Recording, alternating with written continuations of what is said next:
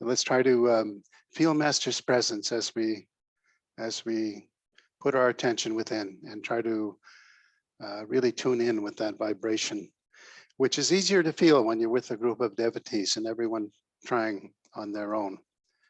You add to the total effect of the feeling of the Guru's presence.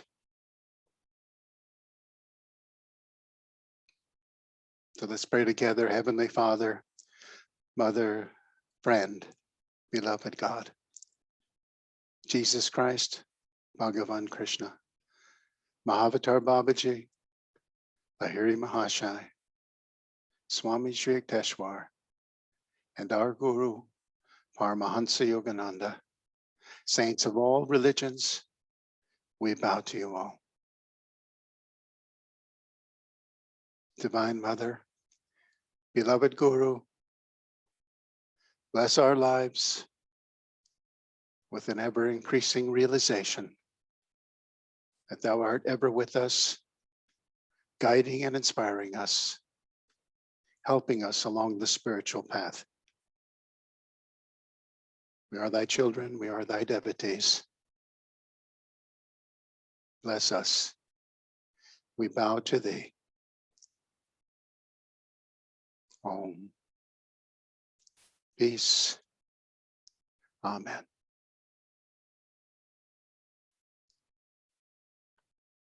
Let's sit silently for a few minutes, trying to feel that peace within, and then sending that peace and that joy out from us to all of us at the meeting tonight, but also out to the world in general as just a vibration of peace and joy and love.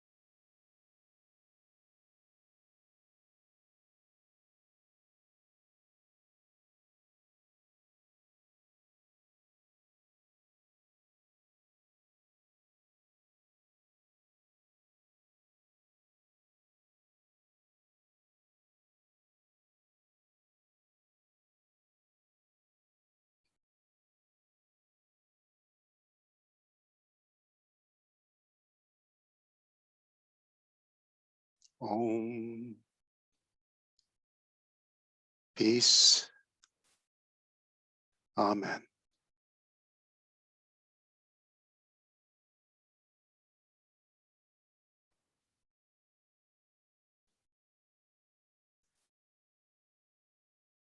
Welcome again to everybody. I thought we could start out tonight with our standard pictures of what's going on at the temple. And then we can talk about a few things afterwards, but we have a little slideshow prepared. So John Carlo, if you want to show people, there's a lot been happening recently. And I know that last month we showed you some pictures of a new roof going on and things, but since then scaffolding has been taken down and the temple is sort of standing on its own now and looking a little different. So I thought I'd kind of exciting pictures. So let's roll that slideshow and have everybody see what state things are in now out at the temple. Yeah, we wanted to give you a before and after. I don't know whether many of you remember the roof that we inherited. This is the roof that's facing the parking lot. It was sort of it was a thin plastic. The sheets ran horizontally. They were like panels, I think they put up there. It was very thin and fragile and easily cracked. There were certain parts of it where that was missing. It was a roof that needed to be refinished. We did it with what's called standing seam steel roof. That's the after picture there down below. Those are panels that go from the top of the roof all the way down. One of those panels is between the two the seams. The seams mark the end of the panels. So they're I think they were 43 feet long. As we saw last week, they bent them on the site. They took them right from a roll of steel, bent them. We ordered them in this color here, which is called a Sierra Tan. It just looked so nice because it changes throughout the day with the sunlight on it, but it goes very well with the rock wall that's beneath it. So this is the other side, the sun shining directly on it. You can see how clean and how nice it looks. And another nice feature is that it's supposed to last 75 to 100 years. So long after all of us are around. But it was I think it was a wonderful choice, and certainly we got a good roofing company come in. You can also see the front of the temple here that's been painted a lighter color. It was sort of a darkish greenish color before. So we got in there, we power washed all of the wood in there. The painters went in and prepared the wood and then went in and painted it. But it gave it a much lighter feeling. So outside it's pretty nice. Also the stained glass in the back of the chapel. We had scaffolding up inside, and also when it was outside, we had an opportunity to go out there with the power washer and clean off the stained glass. You know, many of these things have probably been, we're thinking haven't been cleaned, like the stained glass in 50 some years, you know. You can see power washing in action.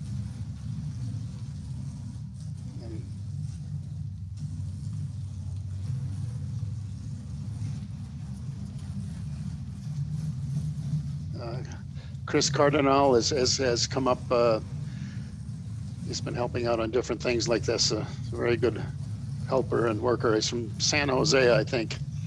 So drives a long way, puts in a full day's work, and gets good karma through it all. So here's the interior that we inherited. You can see that the Lutherans had, we all know that's an altar that the Lutherans used up there in front. We had the cross, we had the doves that were cemented onto the wall. We decided here at SRF, I mean, these things have been, we asked the people here what the other ministers think, what board members think. The cross, although beautiful, and I'm sure it served a great function with the Lutherans, it just wasn't appropriate in SRF. I've told you in Berkeley, Master never concentrated on Jesus Christ's crucifixion. The one thing he took from the crucifixion were the greatest miracle he said was ever expressed: Father, forgive them, for they know not what they do. But why didn't he concentrate on it?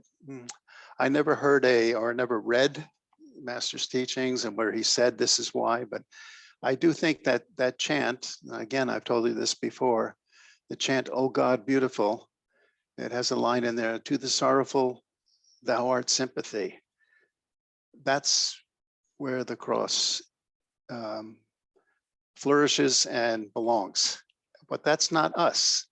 To the yogi, thou art bliss. We very much revere Jesus and the life he led and the drama that he went through, but we don't concentrate on the suffering aspect of it. Please don't quote me on the internet, because these quotes then tend to get thrown around and they tend to become something different. And I'm just telling all of you as friends and people that I've spoken through the years, and as people who are going to inherit this temple, just to know the background of why some of these things were done.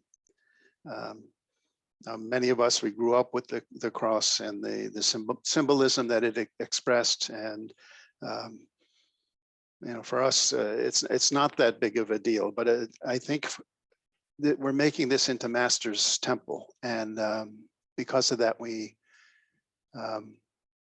you know, these are decisions that we have to make as those who are responsible for this temple into the future. So here was a picture of them putting up scaffolding, because we had to work on not only the cross, but the wall. And we'll show you some of the work that's been done.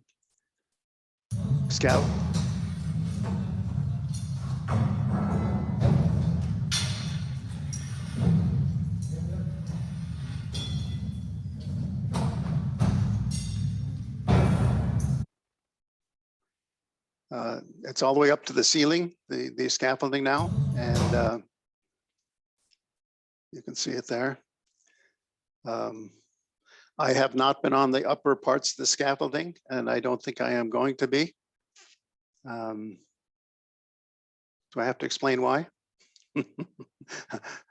It's pretty high, and I see these guys going up and down, and just that's a little more than. I'm just trying to figure out how I would write the report that I was injured on the altar in Walnut Creek. Here we have the altar underneath. You can see on the left there, we've chipped the marble off the front. It was just a block base. We used a jackhammer to get that out and took it down to floor level. On the right, you can see floor level. So the Lutheran altar that was there is now no longer there. Now the wall was, we think with the wall that they put up, it's old growth redwood that was made, you know, that was covering this 43-foot high wall from the inside. Probably unfinished when it was first put up, and then they put some sort of oil on it somewhere down the line. The effect was it really, really darkened. And when you see pictures of how the temple looked in its earliest renditions by the architect and there was a lightness to it, and we wanted to get back to that. So we're lightly sanding the redwood to take the really dark red patina that's developed over the years, to take it off and get back to the redwood color, which we'll now seal. We'll put a clear sealer on it. We have something that looks like it'll hold its color. You can see the sanded sections now much more reflect the color of the other interior beams in the temple. It's going to lighten things up. I think it'll be a much nicer background than the very heavy, dark redwood that it had become. So you can see they're up on the 3rd floor. I think the bottom section there is because of the scaffolding is casting a shadow.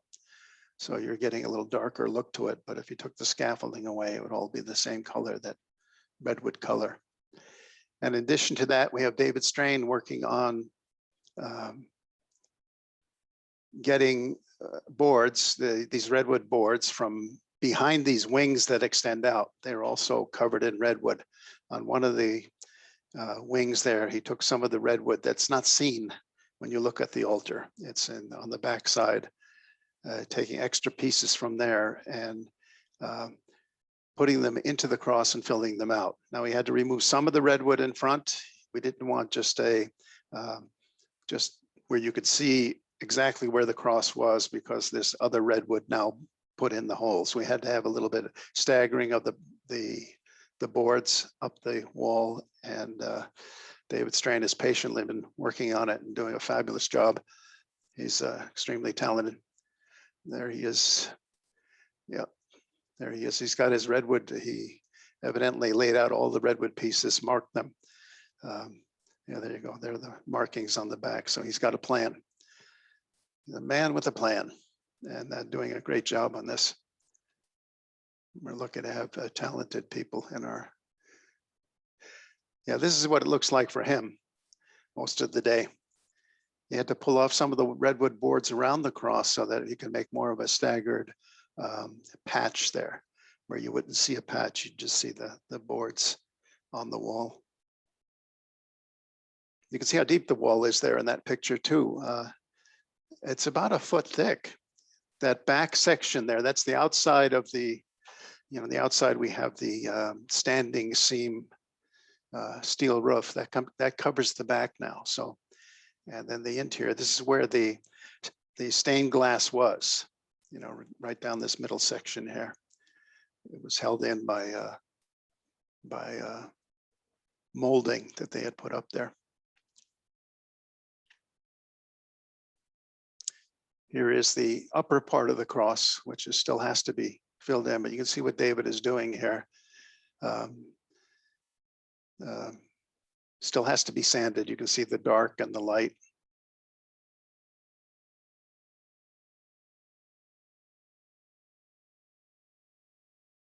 I'd give you an explanation here, but I don't know what it is.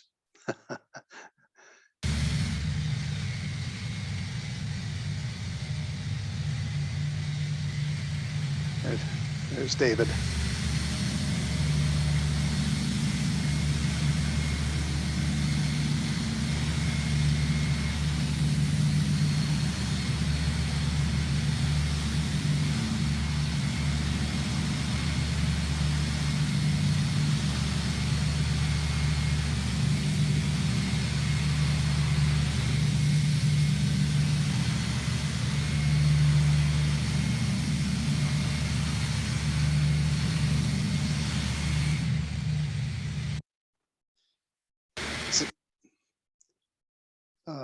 The other fellow up there on the upper thing, name is Jose, and he works for Martin Fink's company, a real worker. He goes all day long, and yeah, he's a good man who's really been helpful.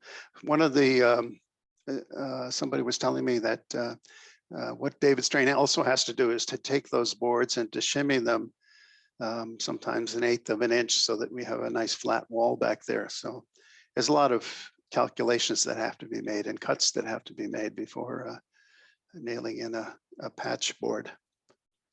But it's going well, and I think we'll see next week or so, probably this wall will be done. I don't know how long it'll take us to paint it. I mean, to seal it with a clear coat. At any rate, that's the status of the interior of the temple. Also in the foyer, this was the foyer on the left that we inherited. Beams were very dark, very, we thought we'd lighten them up with paint the dark beams there. And so we have different people, Shiva Shankar and Shobha, and Marcia and George came up to help us. Yeah, we've had volunteers from time to time giving us help.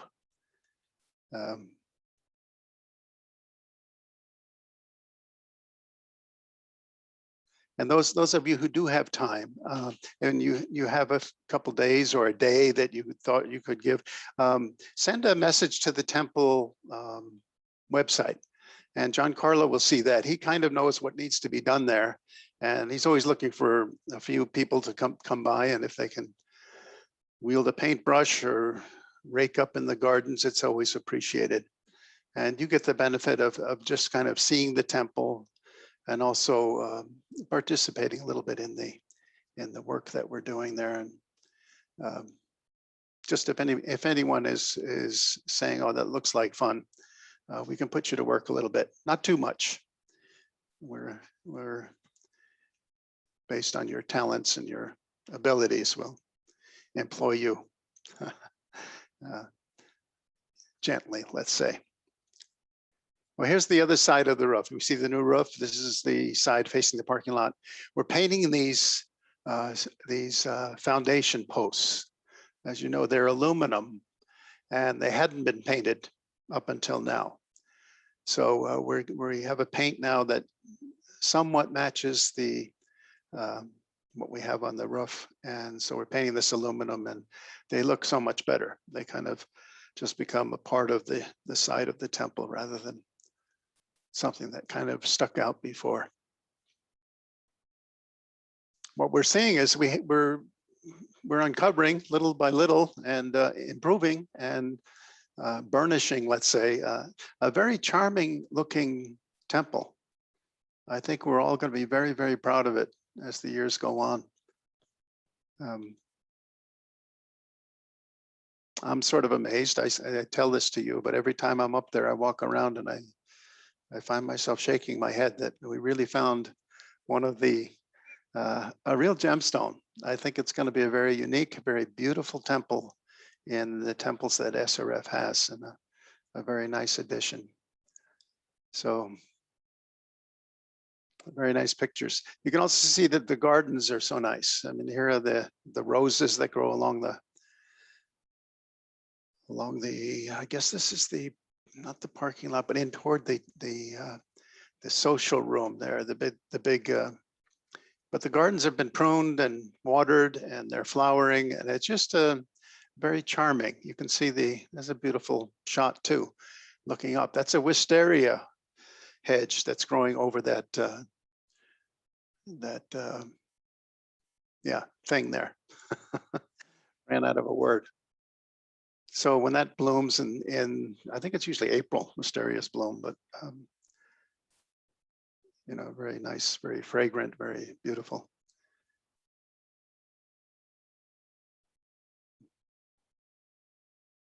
Yeah, very nice. To be continued. So I can hear all of you saying now, okay, when are we opening up? When are we starting to get back? I can hear it.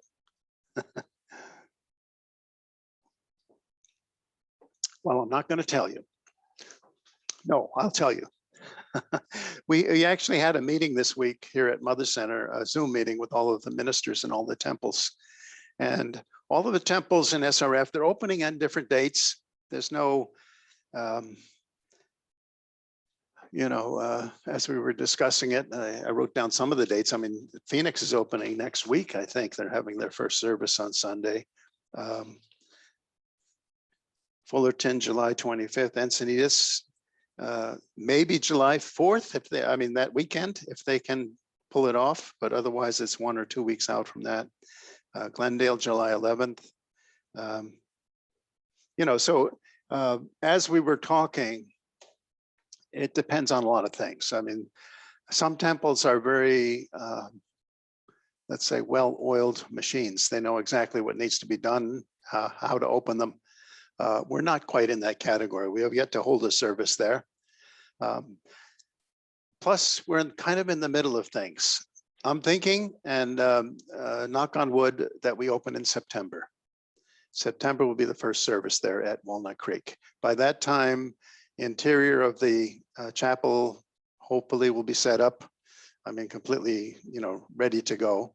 We won't have a permanent altar yet. That's still in progress, but we'll have a nice temporary altar that we certainly can live with for whatever we need to however long we need to do that. We've had people working on the audio in there. I think also a couple of months, it'll give us a little time for smoke to clear. We'll be able to watch and see how the other temples did, what kind of problems they ran into, and hopefully avoid them. As we open, it was made very clear that we will follow the guidance that the government has, whether it's the state of California or if we have other specific guidance from the counties that we're in, we will follow what that is. Those opening in the next few weeks are following that guidance. The social distancing is not being required now, but they're saying that people who are vaccinated can go without masks indoors. People who are unvaccinated should wear masks. So we will ask that of people. That's what they're doing right now. What it is in September, I don't know. I think it'll be hopefully a little bit less stringent than that. And we'll keep everyone informed and figure out what we need to do. I talked with the ushers this week, the three main ushers, Nagendra, Sean, and Noel, and said we have to get together and start planning how we're going to do this, because again, it's a new thing. We don't know, even how many ushers do we need out in the parking lot to make sure that we're getting maximum usage out of the parking lot. And I don't know, doors, entries, exits, all of this sort of stuff has to be figured out. So it's coming. In the meantime, I thought that we could have a couple of things. First, in the middle of this, in August, we have our convocation, of course, and that'll be digitally things. So we'll get a little, that'll help. But end of July, I'm thinking that we'll have a work party up there on a Saturday. And the date for that, we'll put it on the, we'll send out a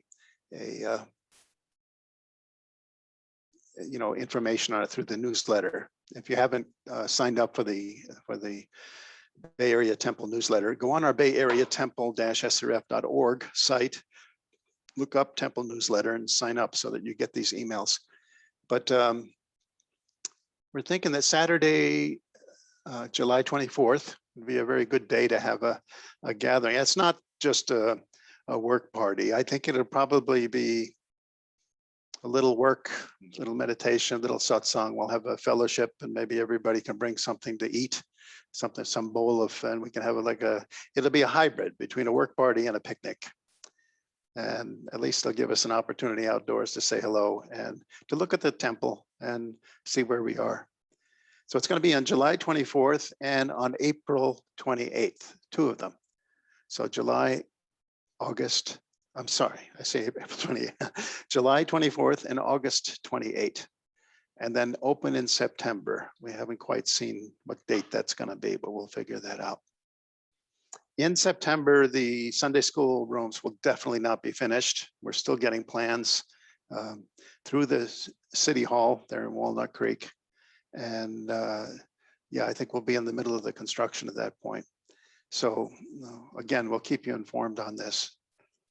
But we should have a chapel that's ready to go, and a certain use of the social room that we've got stuffed now with all of our Berkeley stuff. We hope to have some of that cleared out. So we're moving toward a opening date. Everything won't be perfect. Everything won't be completely finished, but we'll be in our new home. And since we'll be there, I think for many, many years, one by one, we'll tackle the different things that have yet to be done. So again, we'll look forward to seeing you on the July 24th there. If you have a Saturday that you want to come, and just, it's really kind of a fellowship afternoon. It'll start in the morning, I guess.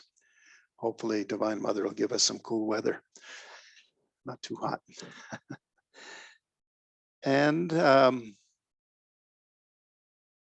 anything else under that?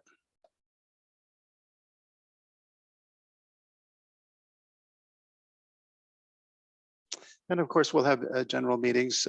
We'll have a general meeting next month in August also. So we'll get together with that. That's the week after convocation. So we just have to be patient a little while longer. and then we'll have hopefully things will get back to normal. So that's all I know. Did I get everything?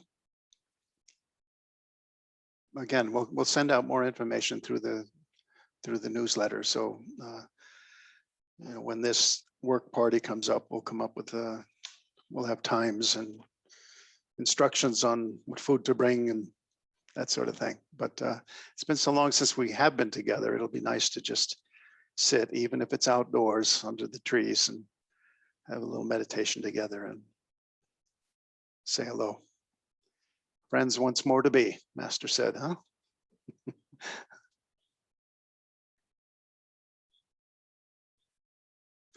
Well, we've been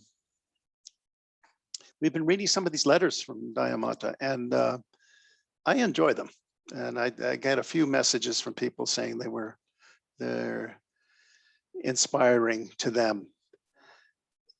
Why? I think it's not only I mean, you can get a documentary on India, or you can get read a book about a travel and find out about cities and all of this sort of thing. You can get information. There's something about reading and concentrating on the words of a saintly person. And when it's in the form of like a travel,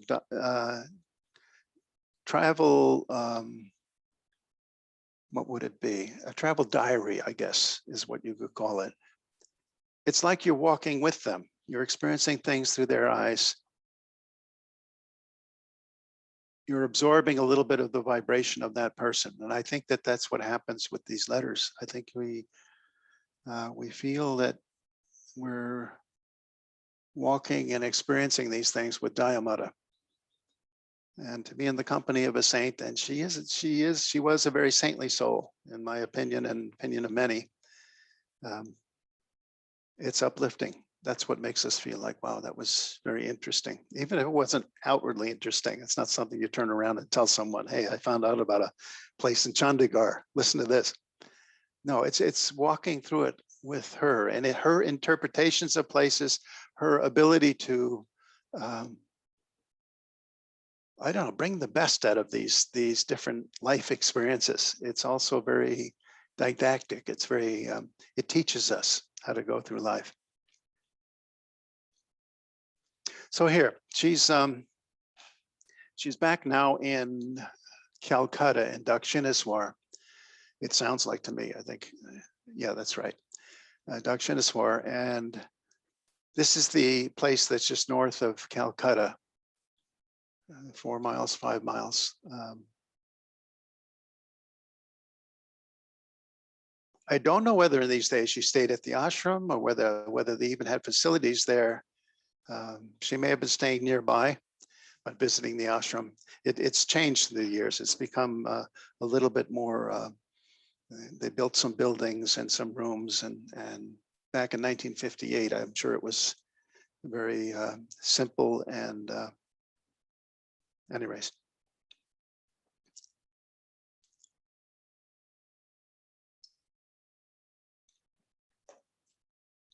So this is October 26th, 1958.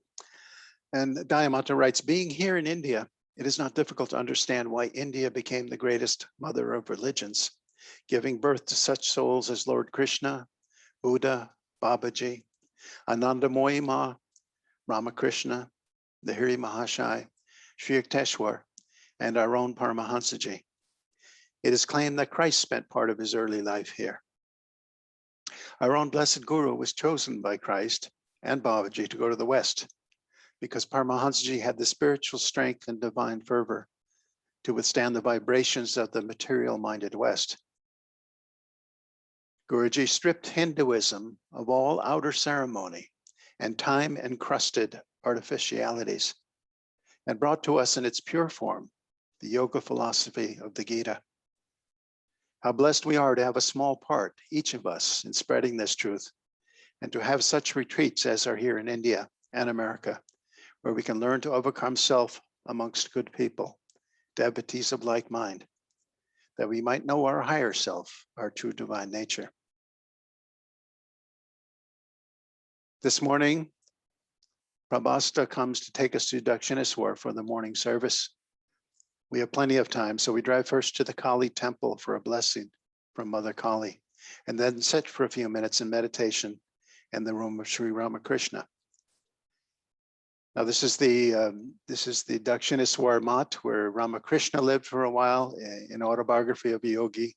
In the chapter, The Blissful Devotee and His Cosmic Romance, this is where Master said he and M, they often used to go on pilgrimages up there, and they'd go into samadhi there in the garden. And the blissful devotee was a disciple of Ramakrishna. So there's some connection there. There's some connection there. Master going there and feeling that blessing and that connection with Ramakrishna, and even finding this yogi who was so instrumental in Master's early life. There's reasons for all of that. So they're at that temple. We then walk through the temple grounds to the Panchabati site where Ramakrishna spent long hours in meditation. The Panchabati is a large banyan tree under which Ramakrishna attained illumination. It stands by the river Ganges with its great roots shooting out from the base of the tree, forming a little platform so that one can sit under its branches on a slightly elevated surface above the ground. Here Ramakrishna sat, we imagine, looking out over the Ganges, soon absorbed in the Divine Mother.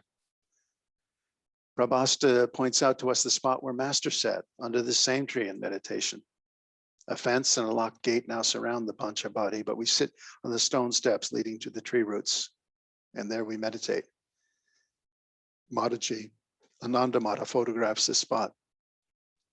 We drive to the Yagoda Mat for service. Puja is performed before the altar, and then all join in chanting in Bengali. I cannot join in word-wise, but I don't mind. For while they chant, I follow the tune, silently chanting one thought, my Kali, my Mother Kali, and is soon filled with the joy of that blessed name. She speaks in the third person of herself. Here she says, to her surprise, and she's talking about herself, I'm asked, so-and-so asks her to take the service.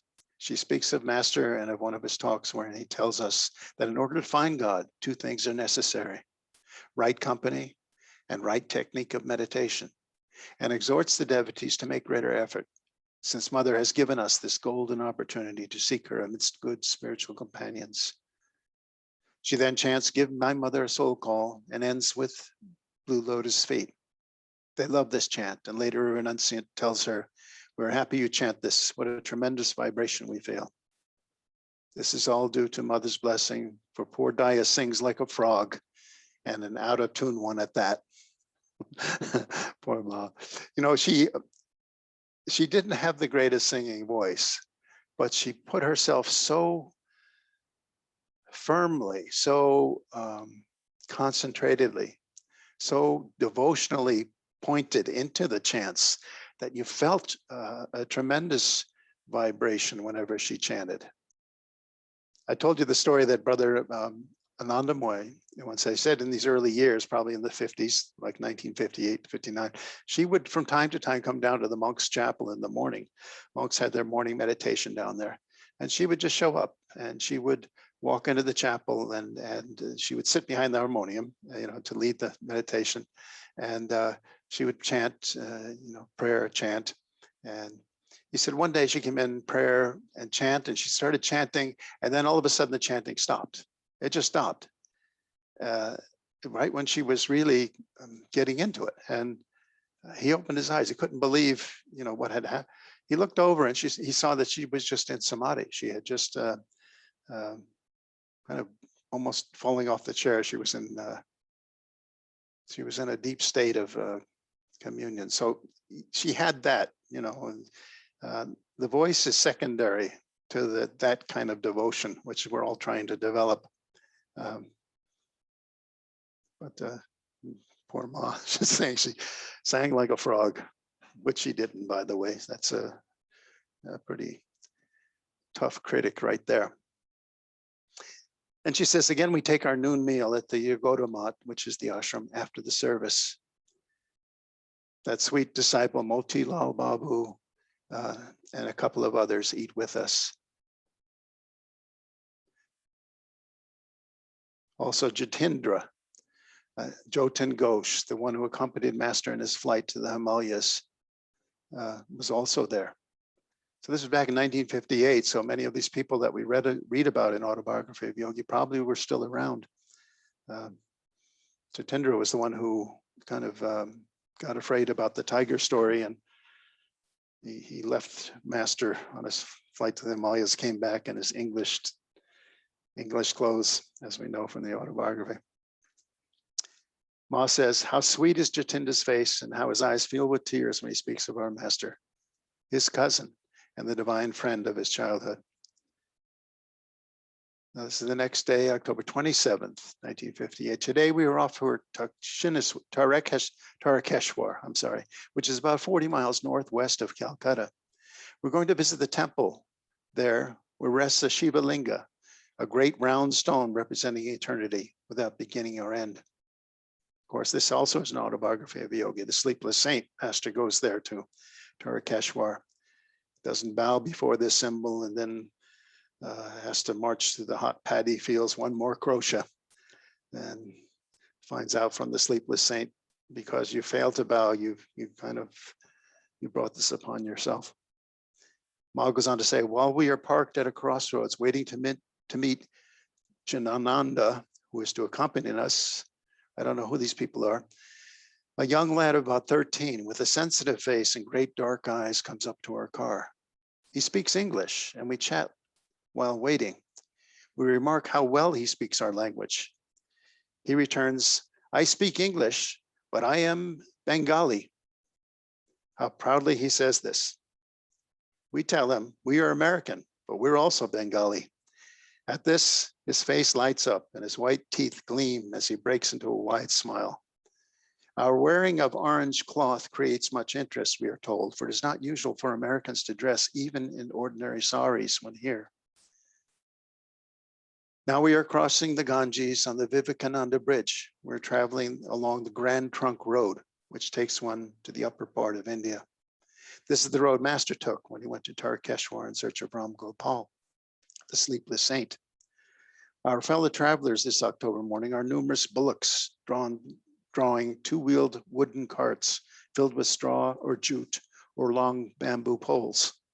Wearily trudging along too are numerous men clad only in loincloth carrying bundles atop their heads, or women dressed in saris of all colors, gay colors, drab colors, some new, some old and torn, some young mothers carrying sleeping babies astride their hips, some old carrying with equal weariness the weight of their old bones.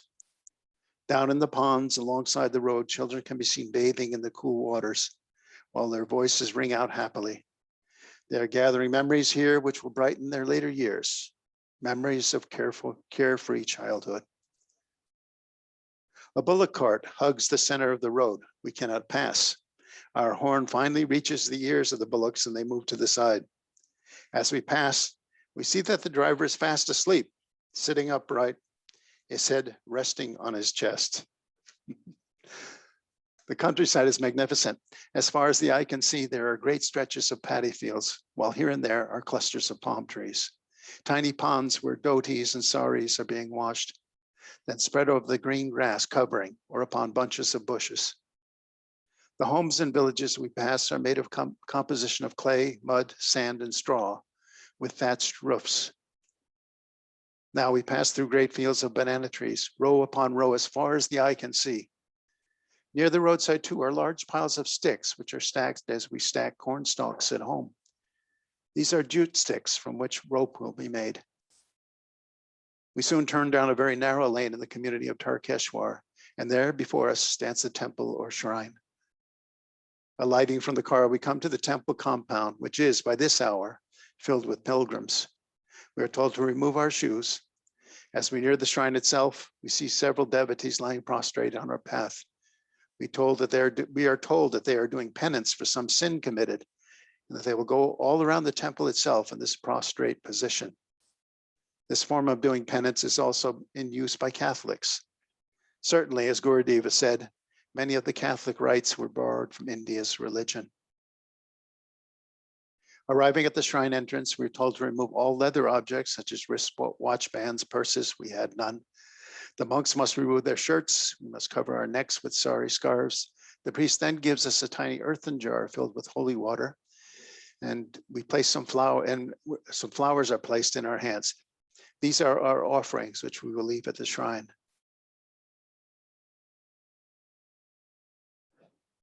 We enter the shrine where rests the sacred stone. We present our offerings and kneel in silent prayer. I place my head upon the altar and pray to Divine Mother. A great yearning comes into my heart to know that she knows of this poor, insignificant devotee. I long for some sign from her, some tangible sign. How greedy I am when every day she feeds me, loves me, tenderly looks after her child. But still, I crave some more tangible sign. I remember the rash that has afflicted me for almost 2 months, ever since our visit to Bali. The rash has slowly spread its angry red itching sensation over my body in spite of numerous kinds of treatment. I tell her, Mother Divine, send me a sign that you know of me and love me. If you remove this rash, I will know you have heard my prayer. Inwardly, I cry to her, for I crave only her blessing and to fulfill her will. Oh, my soul is athirst for things divine in this blessed environment. Coming away from the shrine, I want to take some tiny, tangible relic away with me. I look at my arm, and there, adhering to it, is a tiny leaf, which had evidently been on the sacred stone's covering as I knelt before the altar, with arms resting on stone. My desire is granted, but I have yet to realize how great is our mother's love. Upon returning home, as I removed my clothing, I saw that the rash was gone. 2 months of discomfort wiped away in an instant by the beloved mother. I cannot express the sweetness and humility that flooded my being. On the return journey to Dakshineswar, we had stopped in Serampore to see again Raigat Lane and to visit Tamu, Master's sister, once more. But more of this later. On reading about Master's visit to the Tarakeshwar shrine, when we returned home, I learned, having forgotten this, that this shrine is famous for innumerable healings, including one from Master's uncle Sarda. I had prayed for other things besides physical healing. May our mothers grant them, for they are of spiritual nature. As the day ended, I thought, O Mother, my cup runneth over.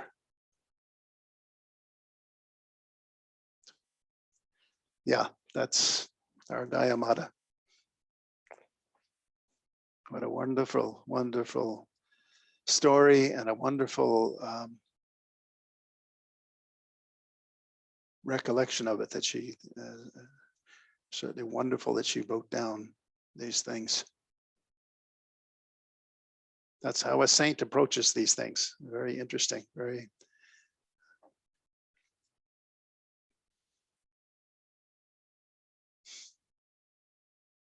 Well, I don't think we can go on from there. I think we'll leave it at that.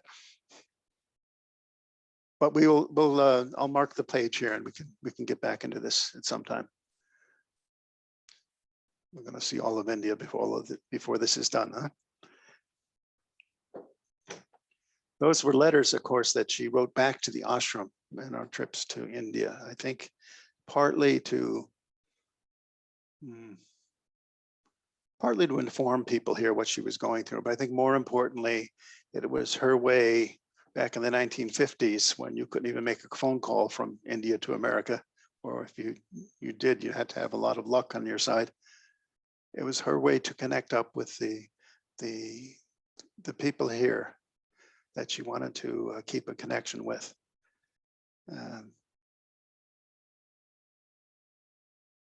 Yeah, beyond all of that, Ma had that tremendous, she was a great saintly soul, but knew what people needed, let's say.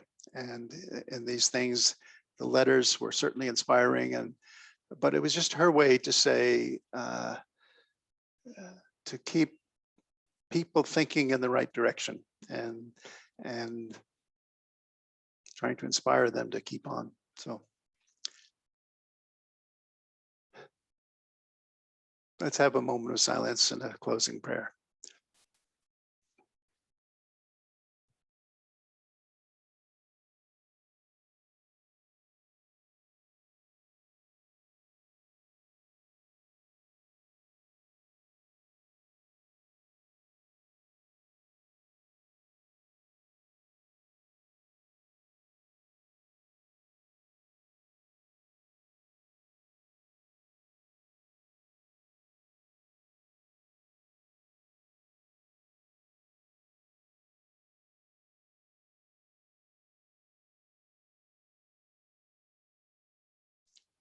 Let's pray together. Divine Mother, beloved Guru,